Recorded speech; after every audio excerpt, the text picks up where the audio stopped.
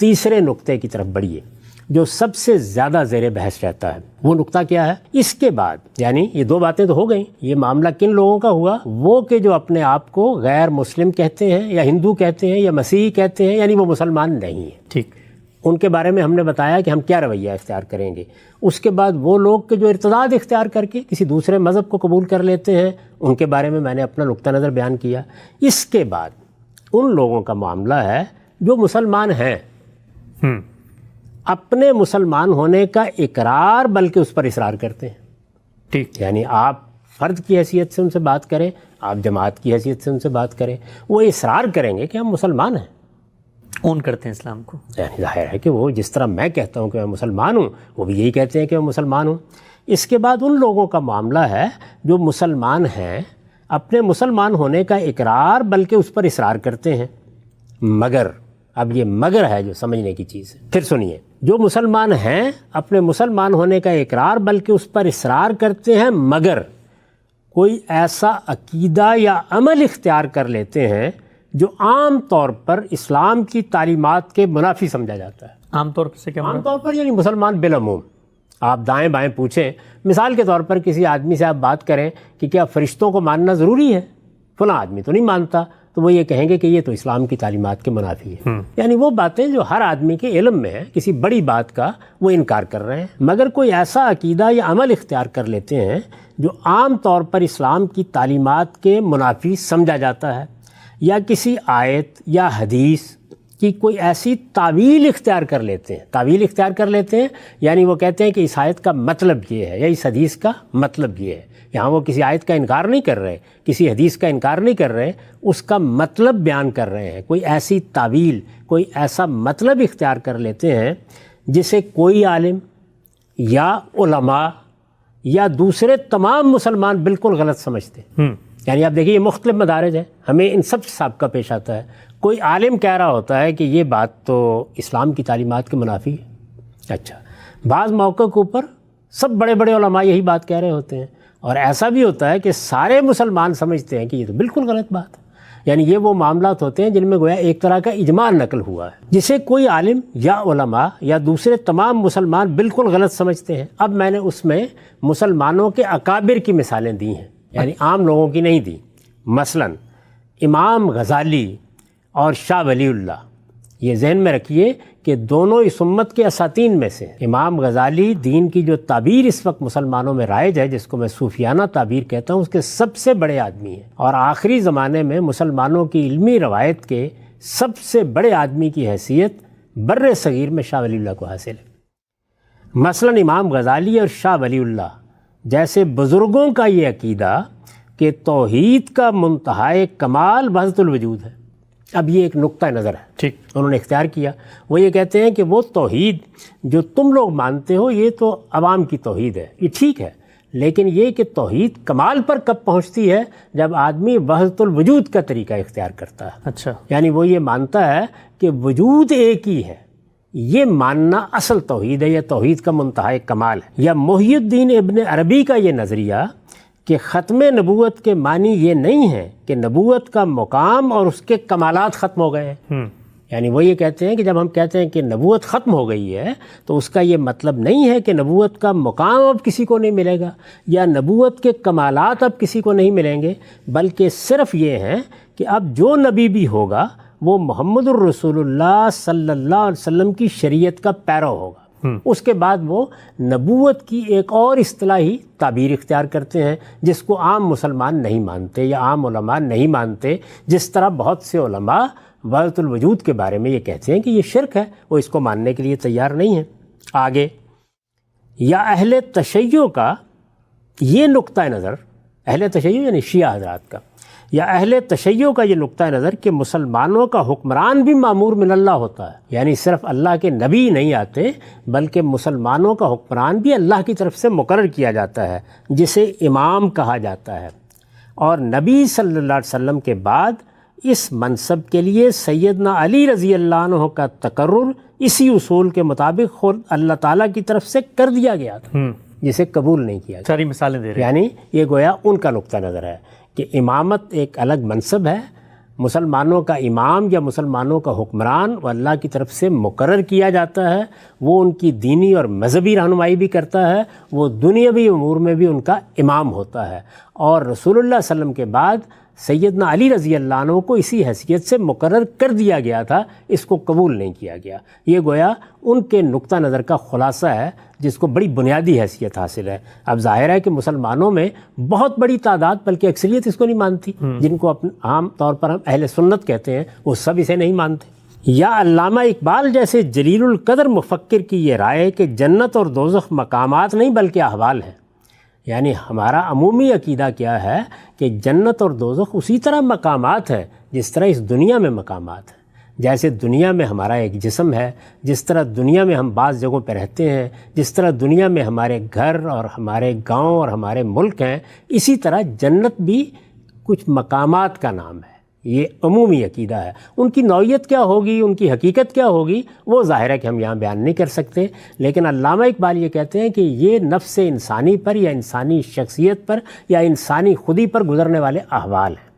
تو یہ مختلف عقائد، مختلف نظریات ہیں جن کے بارے میں نے یہ عرض کیا کہ ان کو یا تو کوئی عالم نہیں مانتا یا علماء نہیں مانتے، بلکہ یہ سب تو وہ ہیں کہ جن کو اگر عام مسلمانوں کے سامنے بھی آپ رکھیں تو ان کی بہت بڑی تعداد غلط قرار دے دے گی یا نہیں مانیں گی۔ یہ وہ عقائد و نظریات ہیں جن کا صدور کن سے ہوا ہے، جن کا کن لوگوں نے اقرار کیا ہے، کن لوگوں نے انہیں بیان کیا ہے؟ مسلمانوں کے اندر کے بعض جلیل القدر اہل علم نے، مسلمانوں کے اندر کے بعض جلیل القدر مفکرین نے۔ یہ سب کے سب مفکرین، یہ علماء جن کا میں نے ذکر کیا، یہ تو چند مثالیں ہیں۔ یہ اپنے آپ کو کیا کہتے ہیں؟ مسلمان۔ یہ اپنے اسلام کا اقرار کرتے ہیں اور یہ اپنے مسلمان ہونے پر اصرار کرتے ہیں، لیکن ان کے یہ عقائد نظریات ہیں جن کے بارے میں بحث ہوتی ہے، ٹھیک، جن سے کوئی عالم، علماء یا بعض اوقات سارے ہی مسلمان اختلاف کر رہے ہوتے ہیں۔ یہ اور اس نوعیت کے تمام نظریات و عقائد غلط قرار دیے جا سکتے ہیں۔ یعنی آپ کو حق حاصل ہے کہ آپ یہ کہیں کہ یہ عقیدہ غلط ہے، آپ یہ کہیں یہ نظریہ غلط ہے، انہیں غلط قرار دیا جا سکتا ہے، انہیں ضلالت اور گمراہی بھی کہا جا سکتا ہے، ٹھیک۔ یعنی ایک آدمی یہ کہتا ہے کہ یہ نقطہ نظر تو بالکل گمراہی ہے، قرآن مجید کے صریح نصوص موجود ہیں، حدیث میں یہ بات بیان ہوئی ہے، اس کو کیسے مانا جا سکتا ہے؟ لیکن یعنی آپ یہ نقطہ نظر پر تبصرہ کریں، آپ کسی چیز کو شرک کہہ دیں، آپ کسی چیز کو کفر کہہ دیں، یہ آپ کو حق حاصل ہے۔ یہاں آپ کس چیز پر بات کر رہے ہیں؟ نقطہ نظر پر، رائے پر، عقیدے پر، عمل پر بات کر رہے ہیں۔ لیکن ان کے حاملین یعنی شاہ ولی اللہ، یعنی امام غزالی، یعنی علامہ اقبال، اہل تشیع، مسلمانوں کے بہت سے علماء جو اس طرح کی آراء رکھتے ہیں، یہ کون ہیں؟ وہ ان کے حاملین ہیں ان نقطہ نظر کے۔ لیکن ان کے حاملین چونکہ قرآن و حدیث ہی سے استدلال کر رہے ہوتے ہیں، یعنی وہ یہ نہیں کہتے کہ رسول اللہ صلی اللہ علیہ وسلم کا لایا ہوا دین تو یہ ہے، ہم اس کو نہیں مانتے، نہیں، وہ کہتے ہیں قرآن کا مطلب یہ ہے، حدیث کے معنی یہ ہے، ہم قرآن سے یہ سمجھے ہیں، ہم حدیث سے یہ سمجھے، یہ وہ بیان کر رہے ہوتے ہیں، ٹھیک۔ لیکن ان کے حاملین چونکہ قرآن و حدیث ہی سے استدلال کر رہے ہوتے ہیں، اس لیے انہیں غیر مسلم یا کافر قرار نہیں دیا جا سکتا، یعنی اب انہیں کچھ بھی نہیں کہا جا سکتا، کیونکہ اسلام پہ تو کھڑے ہوئے ہیں، اس لیے کہ وہ اسلام کا اقرار کر رہے ہیں، وہ کہہ رہے ہیں ہم مسلمان ہیں۔ نہ ان کو کوئی شخص غیر مسلم کہہ سکتا ہے یا نہ ان کو کوئی شخص کافر کہہ سکتا ہے، بس یہ کہیں گے کہ ان کے فلاں عقیدے پر ہم یہ تبصرہ کر رہے ہیں کہ یہ غلط ہے، فلاں نقطہ نظر کے بارے میں یہ کہہ رہے ہیں کہ وہ کفر ہے، فلاں نقطہ نظر کے بارے میں یہ رائے دے رہے ہیں کہ وہ شرک ہے۔ یعنی اس معاملے پر، اس نقطہ نظر پر ہم گفتگو کریں گے، لوگوں کو اس کے بارے میں متنبہ بھی کریں گے، لیکن ان بزرگوں میں سے نہ کسی کو غیر مسلم کہنے کی جسارت کریں گے، نہ کافر کہنے کی جسارت کریں گے۔ ان نظریات و عقائد کے بارے میں خدا کا فیصلہ کیا ہے؟ یعنی وہی بات جو میں نے کہی، میرے اور آپ کے درمیان چور کے چور ہونے کے بارے میں اختلاف ہو گیا ہے، اب فیصلہ کون کرے گا؟ عدالت۔ ان عقائد و نظریات کے بارے میں کہہ رہا ہوں یہ شرک ہے، آپ کہہ رہے ہیں یہ کفر ہے، ایک دوسرا کہتا ہے یہ عین اسلام ہے، اختلاف ہو گیا نا جی۔ تو اب یہ مقدمہ ہے، اس مقدمے کا فیصلہ کون کرے گا؟ اس کائنات کا پروردگار۔ قرآن کیوں نہیں کر سکتا؟ قرآن کیسے؟ قرآن میں تو صرف دلیل دوں گا نا میں، قرآن فرد کا فیصلہ کہاں سنائے گا؟ عدالت فرد کے بارے میں فیصلہ سناتی ہے۔ اہم بات، قرآن جو فیصلے سناتا ہے وہ یہ ہے کہ شرک کیا ہے، وہ تو فیصلہ سنا دیا اس نے، وہ میرے نزدیک وہ فیصلہ ہے، میں مان رہا ہوں، دوسرے کے نزدیک نہیں ہے وہ فیصلہ، وہ نہیں مان رہا۔ اچھا، وہ کیا کہہ رہا ہے؟ وہ کہتا ہے قرآن یہ نہیں کہہ رہا، تم قرآن کا مطلب غلط سمجھے ہو، حدیث یہ نہیں کہہ رہی، تم حدیث کا مطلب غلط سمجھے ہو، ورنہ نزاع کیا ہے؟ اگر قرآن کے فیصلے پر جو میرے نزدیک ہے اس نے بھی اعتراف کر لیا تو پھر وہ بات کہے گا کیوں؟ تو یہ علامہ اقبال کے جنت جہنم احوال ہیں، اس کو قرآن سے ثابت کرتے ہیں؟ ظاہر بات ہے، وہ اس کی دلیل دیتے ہیں۔ آپ ان کے خطبات پڑھیے، Reconstruction of Religious Thought in Islam میں انہوں نے اپنا یہ نقطہ نظر بیان کیا ہے، پھر اس پر استدلال کیا ہے، اس کے لیے قرآن مجید کی آیات وہ اقتباس کر رہے ہیں، اچھا، ان کا مطلب آپ کو بتا رہے ہیں۔ یعنی یہ جتنے ہمارے بزرگ ہیں، کیا آپ کا خیال یہ ہے کہ وہ قرآن و حدیث کو ایک طرف رکھ کر یہ بات کرتے ہیں؟ وہ کہتے ہیں کہ قرآن اور حدیث میں یہ بات اس طرح بیان ہوئی ہے، ہم نے اس کو ایسے سمجھا ہے۔ تو میں یہ عرض کر رہا ہوں کہ ان نظریات و عقائد کے بارے میں خدا کا فیصلہ کیا ہے؟ یعنی اب عدالت کے فیصلے کا سوال ہو گیا نا۔ وہ تو کہہ رہے ہیں مسلمان ہیں، بندے کے بارے میں خدا، یعنی وہ آدمی کہہ رہا ہے میں چور نہیں ہوں، میں کہہ رہا ہوں کہ میں نے دیکھا تم نے چوری کی ہے، تو اب مجھے فیصلے کو نافذ کرنا ہے یا ثابت کرنا ہے تو میں کسی عدالت میں جاؤں گا نا۔ جی، تو یہ عدالت کون سی ہے جو کفر و شرک کے فیصلے کرتی ہے؟ یہ اللہ کی عدالت ہے۔ ان نظریات و عقائد کے بارے میں خدا کا فیصلہ کیا ہے، اس کے لیے قیامت کا انتظار کرنا چاہیے۔ اگر کسی پیغمبر نے آنا ہوتا تو وہ آ کے فیصلہ سنا دیتا، جیسے مسیحیوں کے بارے میں یہ فیصلہ قرآن نے سنا دیا۔ وہ بھی کسی انڈرسٹینڈنگ سے ہی سمجھ رہے تھے، کسی آیت ہی سے، ظاہر بات ہے، یعنی وہ بھی اپنی کتاب کی تعویل کر رہے تھے۔ تو قرآن مجید نے رسول اللہ صلی اللہ علیہ وسلم کے ذریعے سے یہ فیصلہ سنایا، کس کے بارے میں سنایا؟ اس عقیدے کے بارے میں۔ یعنی ان نظریات و عقائد کے بارے میں خدا کا فیصلہ کیا ہے؟ خدا کا فیصلہ بعض نظریات و عقائد کے بارے میں ہمیں قرآن کے ذریعے سے معلوم ہو گیا۔ ان نظریات و عقائد کے بارے میں خدا کا فیصلہ کیا ہے، اس کے لیے قیامت کا انتظار کرنا چاہیے۔ دنیا میں ان کے حاملین، یعنی قیامت میں کیا ہوگا؟ مجھے اللہ تعالیٰ کس صف میں کھڑا کر دیں گے، آپ کو کس صف میں کھڑا کر دیں گے، امام غزالی کو کس صف میں کھڑا کریں گے، شاہ ولی اللہ کو کس صف میں کھڑا کریں گے، وہ وہاں معلوم ہوگا۔ دنیا میں ان کے حاملین، یعنی جن کے بارے میں ہم یہ کہہ رہے ہیں کہ ان کا فلاں عقیدہ ہے، فلاں نظریہ ہے، دنیا میں ان نظریات کے حاملین اپنے اقرار کے مطابق مسلمان ہیں۔ یعنی وہ کہتے ہیں مسلمان ہیں تو وہ مسلمان ہیں، مسلمان سمجھے جائیں گے، اور میں ان کو مسلمان ہی سمجھ کر ان سے گفتگو کروں گا اور یہ کہوں گا کہ آپ مسلمان ہیں، اس لیے میں آپ سے یہ کہتا ہوں کہ آپ کا فلاں عقیدہ اور نظریہ اسلام کے خلاف۔ بہت اہم بات۔ مسلمان سمجھے جائیں گے اور ان کے ساتھ تمام معاملات اسی طریقے سے ہوں گے جس طرح مسلمانوں کی جماعت کے ایک فرد کے ساتھ کیے جاتے ہیں۔ یعنی ظاہر ہے کہ ہم نکاح کرتے ہیں، ہم طلاق دیتے ہیں، ہم بہت سے حقوق و فرائض کا فیصلہ کرتے ہیں، یہ تمام معاملات اسی طرح ہوں گے جیسے مسلمانوں کے ساتھ کیے جاتے ہیں۔ علماء کا حق ہے، یعنی جو دین کے علماء ہیں، علماء کا حق ہے کہ ان کی غلطی ان پر واضح کریں۔ یعنی امام غزالی کے نزدیک اگر شاہ ولی اللہ کی بات غلط ہے تو امام غزالی انہیں بتائیں گے کہ یہ غلط ہے، اور شاہ ولی اللہ کے نزدیک اگر امام غزالی کی بات غلط ہے تو وہ انہیں بتائیں گے۔ علماء کا حق ہے کہ ان کی غلطی ان پر واضح کریں، انہیں صحیح بات کے قبول کرنے کی دعوت دیں۔ میں نے ایک نقطہ نظر اپنایا، کسی عالم کے نزدیک وہ ضلالت ہے، کسی کے نزدیک وہ کفر ہے، کسی کے نزدیک وہ شرک ہے، تو اس عالم کا حق ہے مجھ پر کہ وہ میرے پاس آئے، مجھے دعوت دے اس بات کی، اور مجھ سے کہے کہ تم صحیح رویہ اختیار کرو کیونکہ تم میرے مسلمان بھائی ہو، میں یہ نہیں چاہتا کہ تم ایک غلطی پر قائم رہو۔ ان کے نظریات و عقائد میں، یعنی جو نظریات و عقائد ہمارے سامنے بعض بزرگوں کے آئے، دوسرے لوگوں کے آئے، ان کے نظریات و عقائد میں کوئی چیز شرک ہے تو اسے شرک، اور کفر ہے تو اسے کفر کہیں۔ نظریات پر تبصرہ کرنے سے کسی کو نہیں روکا جا رہا۔ آپ کے نزدیک، جیسے آپ نے پوچھا تھا کہ قرآن نے بتا دیا، تو میں قرآنی کی بنیاد پر تو کہہ رہا ہوں کہ آپ کا یہ نظریہ کفر ہے، آپ کا یہ نظریہ شرک ہے۔ ٹھیک ٹھیک، لیکن یہ میں استدلال کر رہا ہوں نا، وہ میرے مقابلے میں یہ کہتے ہیں کہ تمہاری رائے ٹھیک نہیں ہے، تم نے قرآن کا مطلب درست نہیں سمجھا، اب نزاع ہو گئی، اب یہ مقدمہ ہے، اب اس کا فیصلہ کہاں ہونا چاہیے؟ عدالت میں۔ تو ان چیزوں کی عدالت کون سی ہے؟ خدا کی عدالت۔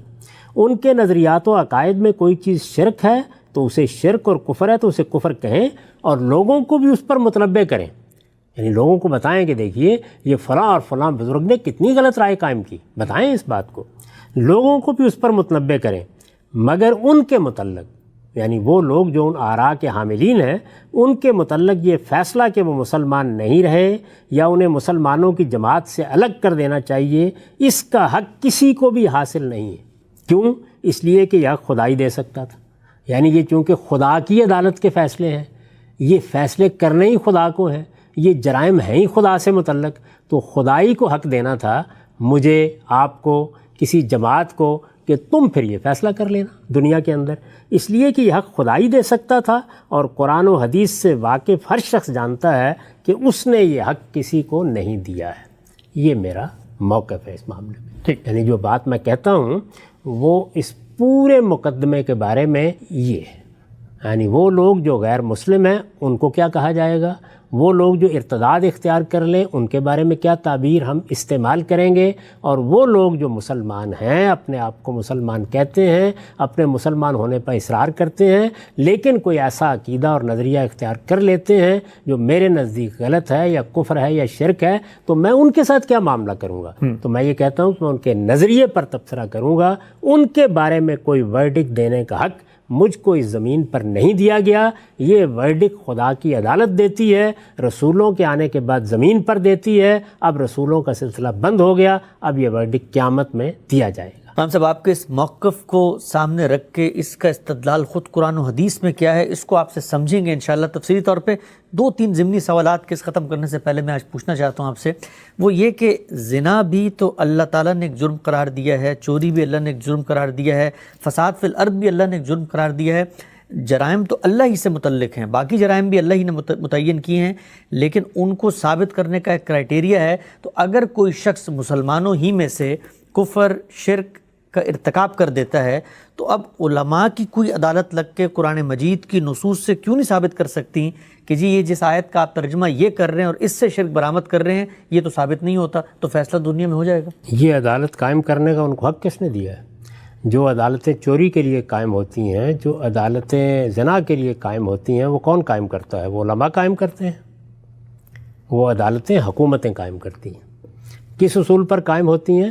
کہ انسانوں نے جب یہ دیکھا کہ ان کے ہاں اختیارات کا سوء استعمال فساد پیدا کر دیتا ہے، تو جرائم کو متعین کر کے انہوں نے حکومتیں قائم کیں، اور پھر ان کو یہ حق دیا کہ وہ عدالتی فیصلے سنائیں۔ اللہ تعالیٰ نے جب اپنا دین اتارا تو اس موقع پر بھی انہی عدالتوں کو مان لیا، اور ان کو حق دیا کہ وہ چوری کا فیصلہ کریں، وہ زنا کا فیصلہ کریں، اور تمام جرائم کی سزائیں مقرر کر دیں۔ اس کے معاملے میں یہ حق کہاں دیا گیا ہے؟ یہ حق نہ تو دنیا میں کسی نے دیا ہے، نہ علم و عقل کے مسلمات دینے کی کوئی بنیاد رکھتے ہیں، نہ قرآن حدیث میں کسی جگہ دیا گیا ہے۔ اللہ تعالیٰ نے جب مسلمانوں کو کہا کہ یہ چوری ہے اور چوری کی سزا یہ ہے اور تمہیں دنیا میں دینی ہے، یعنی ہاتھ کاٹنا، تو کس کو اختیار دیا؟ عدالت کو، مسلمانوں کی جماعت کو۔ جب یہ کہا کہ مسلمانوں تم پر لازم کیا گیا ہے کہ وہ لوگ جو زنا کا ارتکاب کریں ان کو 100 کوڑے مارو، اور تمہیں اس جرم کی سزا دیتے وقت کوئی رافت لاحق نہیں ہونی چاہیے، تو یہ اختیار اس آیت میں کس کو مل گیا؟ یہ مسلمانوں کی جماعت کو۔ اس طرح کے اختیار کی آیت ذرا مجھے پڑھ کے سنائیے قرآن مجید میں سے۔ ٹھیک، ہم سے یہ نقطہ واضح ہوا۔ ایک اور بات بیان فرمائیے گا، جب آپ فرماتے ہیں کہ وہ اپنے مسلمان ہونے کا اقرار کر رہے ہیں، لیکن کوئی ایسا نظریہ جو آپ کی نظر میں کفر ہو سکتا ہے، شرک ہو سکتا ہے، اس کو بیان کر رہے ہیں، گویا وہ ایک تعویل کر رہے ہیں اسلام کو مانتے ہوئے، اسلام کی ہدایت کی۔ اسی نوعیت کی تعویل تو خود کفار مکہ بھی کرتے تھے۔ سورہ زمر کی ابتدا میں ہی ہے کہ ان سے پوچھا جاتا بھی تمہیں شرک کیوں کرتے، تو وہ کہتے ہیں ما نعبدہ الا لیقربونا الی اللہ زلفیٰ، کہ ہم تو اللہ ہی کے قرب حاصل کرنے کے لیے کر رہے ہیں، گویا اللہ ہی کی خوشنودی تائید مقصود ہے۔ تو وہ بھی تو وہ تعویل کر رہے تھے، لیکن ان کی تعویل کو قبول نہیں کیا گیا۔ یہ تعویل وہ شرک کی کر رہے تھے، شرک کو مان کر۔ کفر کی بھی کر سکتا ہے کوئی آدمی، کفر کو مان کر۔ ایک آدمی کہتا ہے کہ میں تو اس کا انکار کرتا ہوں، اور میرے انکار کی وجہ یہ ہے، میرے انکار کا سبب یہ ہے، میں نے یہ نظریہ اختیار کیا ہے تو اس کا باعث یہ ہے۔ وہ اپنے شرک اور کفر کا اقرار کر رہے ہیں، وہ کہہ رہے ہیں ہم مشرک ہیں، ہم نے شرک کو دین کے طور پر اختیار کیا ہے، ہم نے کفر کو اختیار کر لیا ہے، ہم پیغمبروں کے کافر ہیں، ہم پیغمبروں کے منکر ہیں۔ یہ بات وہ کہنے کے بعد کہتے ہیں اس کفر اور شرک کی وجہ یہ ہے۔ اچھا، اس میں اور اس میں فرق یہ ہے کہ یہاں تو دین کو مان کے تعویل کی جا رہی ہوتی ہے۔ چور نے چوری کی ہے، وہ کہتا ہے میں چور ہوں، چوری کی وجہ یہ ہے کہ مجھے بھوک لگی ہے۔ بہت اہم بات، ہم سے واضح ہو گئی بات۔ یہ اس کا سبب بتا رہا ہے وہ، یعنی وہ اپنے چور ہونے کا اقرار کر کے یہ بات کہہ رہا ہے۔ اب عدالت میں مقدمہ ہے، عدالت چاہے گی تو اس کا یہ عذر قبول کر لے گی اور اس کو سزا نہیں دے گی، لیکن اس کا چور ہونا طے ہو گیا۔ ٹھیک، ہم صاحب آپ کا نقطہ نظر اس بارے میں کہ مسلمانوں میں سے کوئی شخص آگے بڑھ کے کسی ایسے عقیدے کا اظہار کرے جو دوسرے مسلمان یا علماء کی نظر میں کفر ہو، شرک ہو، اس کے بارے میں ہمارا رویہ کیا ہوگا؟ کیا ہم اس کو دائرہ اسلام سے خارج سمجھیں گے، اس کی تکفیر کریں گے؟ نقطہ نظر آپ کا سامنے آیا،